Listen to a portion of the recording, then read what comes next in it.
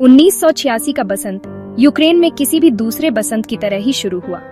पेड़ों पर चिड़िया चहचहा रही थी, किसान उपजाऊ जमीन जोत रहे थे, फसल की तैयारी कर रहे थे, बच्चे प्रिप्यत की गलियों में खेल रहे थे।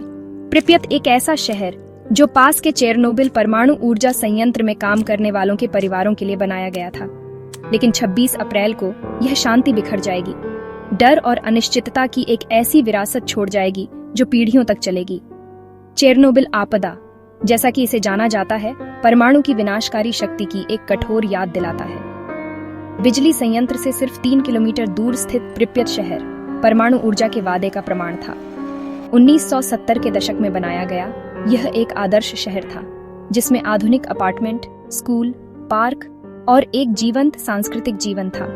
इसके निवासी, जिनमें से कई इंजीनियर, वैज्ञानिक और संयंत्र में कार्यरत तकनीशियन थे, सोवियत संघ के महत्वाकांक्षी परमाणु कार्यक्रम में अपने योगदान पर गर्व करते थे। उन्हें कम ही पता था कि उनका शहर, जो यूक्रेनी जंगलों के बीच बसा है, एक ऐसी तबाही के कगार पर खड़ा है जो हमेशा के लिए उनकी जिंदगी बदल देगा। चेरनोबिल परमाणु ऊर्जा संयंत्र अपने 4 विशाल रिएक्टरों के साथ सोवियत तकनीकी कौशल का प्रतीक था। प्रत्येक रिएक्टर ईंधन की छड़, नियंत्रण छड़ और शीतलन प्रणाली का एक जटिल जाल एक पूरे शहर को रोशन करने की शक्ति रखता था। ये रिएक्टर, जिन्हें RBMK 1000 के रूप में जाना जाता है, सोवियत संघ में एक सामान्य डिजाइन थे, जो अपने बिजली उत्पादन और अपेक्षाकृत कम परिचालन लागत के लिए बेशकीमती थे। हालांकि उनमें डिजाइन की अंतर्निहित खामियां भी थीं, जो उस भयानक अप्रैल की रात को घातक साबित होंगी। अपने पश्चिमी समकक्षों के विपरीत RBMK रिएक्टरों में एक महत्वपूर्ण सुरक्षा विशेषता का अभाव था, एक नियंत्रण संरचना। ये संरचनाएं, जो आमतौर पर मोटे प्रबलित कंक्रीट से बनी होती हैं, दुर्घटना की स्थिति में निकलने वाली रेडियोधर्मी सामग्री को नियंत्रित करने के लिए डिजाइन की गई है। चेरनोबिल में ऐसी संरचना की अनुपस्थिति का मतलब था कि विकिरण के किसी भी महत्वपूर्ण रिलीज के आसपास के पर्यावरण और आबादी के लिए तत्काल और विनाशकारी परिणाम होंगे। डिजाइन की यह गंभीर खामी मानवीय त्रुटियों की एक श्रृंखला और सुरक्षा प्रोटोकॉल की अवहेलना के साथ मिलकर आपदा का मंच तैयार करती है। चेरनोबिल आपदा से पहले की घटनाएं रिएक्टर नंबर 4 पर एक नियमित सुरक्षा परीक्षण के दौरान सामने आईं। बिजली की विफलता का अनुकरण करने के उद्देश्य से किए गए इस परीक्षण में देरी हुई और इसे शिफ्ट बदलने के दौरान अंजाम दिया गया, जिसके कारण रिएक्टर की देखरेख करने वाले दल के पास कम अनुभव था। ऑपरेटर की गलती और रिएक्टर में ही डिजाइन की खामियों के संयोजन के परिणाम स्वरूप अचानक और बेकाबू बिजली बढ़ गई।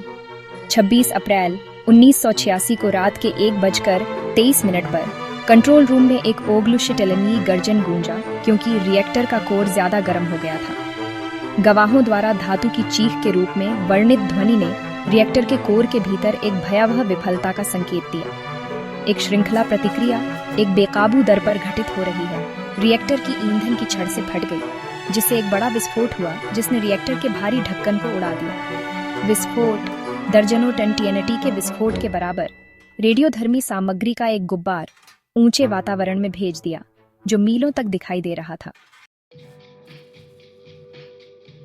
विस्फोट के तुरंत बाद भ्रम की स्थिति फैल गई। आपदा की असली सीमा तुरंत स्पष्ट नहीं थी और अधिकारी प्रतिक्रिया करने में धीमे थे। प्रिप्यत के अग्निशामक घटनास्थल पर सबसे पहले पहुंचने वाले थे, इस बात से अनजान थे कि वे घातक विकिरण के एक अदृश्य नरक में चल रहे हैं। उन्होंने साहसपूर्वक आग को रोकने के लिए लड़ाई लड़ी। उनकी वीरता ने बाद में कई लोगों की जान ले ली। जैसे ही सुबह हुई, स्थिति की पूरी भयावहता स्पष्ट हो गई। रेडियोधर्मी धुएं और मलबे का एक गुब्बार आसमान में छा गया, जो हवा द्वारा पास के प्रिप्यत शहर की ओर ले जाया गया। फिर भी प्रिप्यत में जीवन सामान्य रूप से चलता रहा। बच्चे स्कूल गए, उनके माता पिता काम पर गए, उस अदृश्य खतरे से बेखबर जो उनके शहर पर छा गया था। विस्फोट के 36 घंटे से अधिक समय बाद तक प्रिप्यत को खाली करने का आदेश नहीं आया। निवासियों से कहा गया था कि वे एक छोटा बैग पैक करें।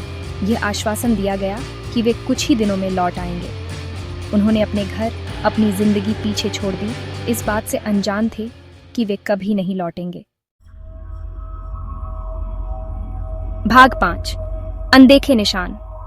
अदृश्य दुश्मन विकिरण ने हर उस चीज पर अपनी छाप छोड़ी जिसे उसने छुआ। विकिरण बीमारी के तत्काल प्रभाव, मतली, उल्टी, बालों का झड़ना जल्द ही पहले उत्तरदाताओं और संयंत्र के सबसे करीब रहने वालों द्वारा महसूस किए गए, लेकिन विकिरण के संपर्क में आने के दीर्घकालिक परिणाम कहीं अधिक कपटी और दूरगामी थे। कैंसर, जन्म दोष और कई अन्य स्वास्थ्य समस्याएं आने वाले दशकों तक चेरनोबिल के बचे लोगों को परेशान करेंगी। आपदा ने उन लोगों के जीवन पर एक लंबी छाया डाली जो इसके माध्यम से रहते थे। कई परिस्मापक बहादुर आत्माओं ने, जिन्होंने आपदा को रोकने के लिए अपनी जान जोखिम में डाली, पुरानी बीमारियों और अकाल मृत्यु का सामना करना पड़ा। प्रभावित क्षेत्रों में पैदा हुए बच्चों को जन्म दोष और विकास संबंधी समस्याओं की उच्च दर का सामना करना पड़ा।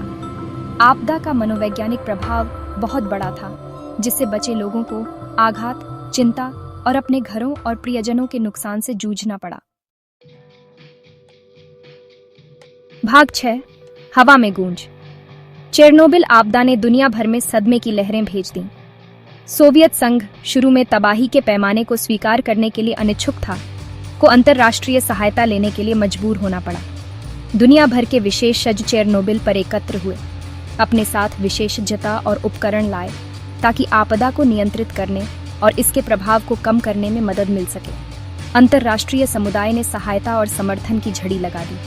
बीमारों और घायलों का इलाज करने के लिए मेडिकल टीमें पहुंची, जबकि इंजीनियरों और वैज्ञानिकों ने विकिरण को नियंत्रित करने और आगे संदूषण को रोकने के लिए अथक प्रयास किया।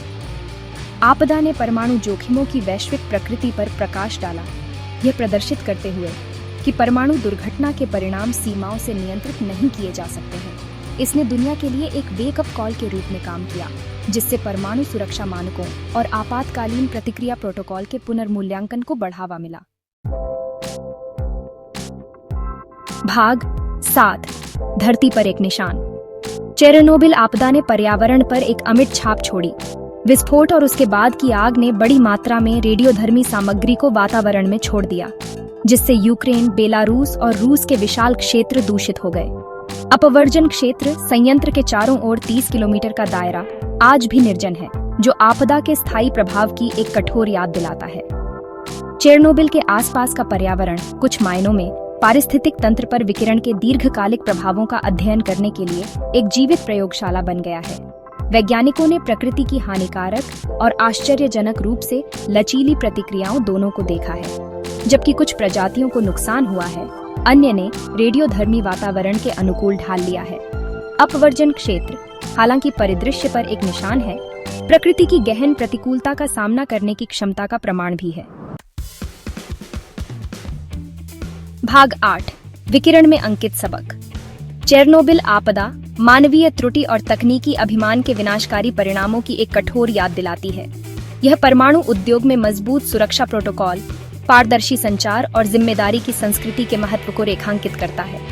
आपदा के कारण दुनिया भर में परमाणु ऊर्जा संयंत्रों के डिजाइन, संचालन और विनियमन के तरीके में महत्वपूर्ण बदलाव आए। चेरनोबिल की विरासत एक जटिल है। ये त्रासदी और हानि, साहस और बलिदान और ठीक होने की लंबी राह की कहानी है। यह एक अनुस्मारक है कि अकल्पनीय आपदा के बावजूद मानव आत्मा सहन कर सकती है, और यह कार्रवाई का आह्वान है, हमें अतीत की गलतियों से सीखने और सावधानी और सम्मान के साथ प्रौद्योगिकियों तक पहुंचने का आग्रह करता है। भाग 9, हमारी परमाणु विरासत। चेरनोबिल की कहानी अतीत तक ही सीमित नहीं है, यह आज भी गूंजता है। हमें याद दिलाता है कि शांतिपूर्ण परमाणु, जबकि अच्छे के लिए अपार क्षमता रखता है, साथ ही साथ अकल्पनीय विनाश का जोखिम भी रखता है। जैसे जैसे हम जलवायु परिवर्तन और ऊर्जा सुरक्षा की चुनौतियों से जूझ रहे हैं, चेरनोबिल के सबक हमेशा की तरह प्रासंगिक हैं। आपदा हमें परमाणु ऊर्जा के लाभों और जोखिमों दोनों की स्पष्ट समझ के साथ संपर्क करने के लिए मजबूर करती है। यह अंतर्राष्ट्रीय सहयोग, मजबूत सुरक्षा मानकों और परमाणु प्रौद्योगिकी के जिम्मेदाराना विकास और उपयोग के प्रति प्रतिबद्धता के महत्व को रेखांकित करता है। चेरनोबिल की विरासत एक साझा है, एक जिम्मेदारी जो हम सभी पर है, यह सुनिश्चित करने के लिए कि ऐसी आपदा फिर कभी न हो।